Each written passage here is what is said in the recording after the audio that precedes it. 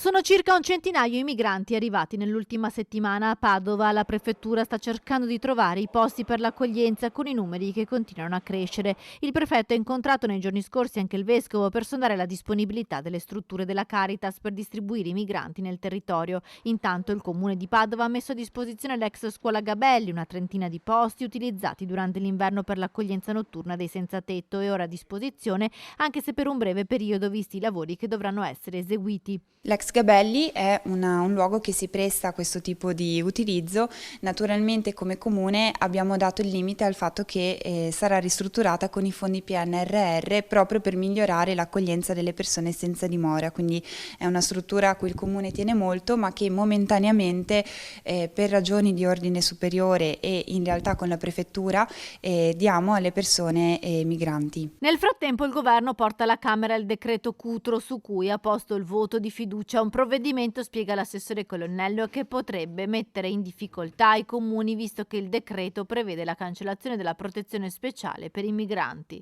Come enti locali siamo molto preoccupati per l'approvazione di questo decreto. Come ANCI abbiamo espresso queste preoccupazioni proprio all'orizzonte, all'oggetto del governo, e questo perché eliminando la protezione speciale temiamo che aumenti l'insicurezza nelle nostre città, perché non saremo in grado di attribuire un'identità e un documento a tante persone che per un motivo o per l'altro, di solito per sfortuna, lo perdono durante la loro permanenza qui.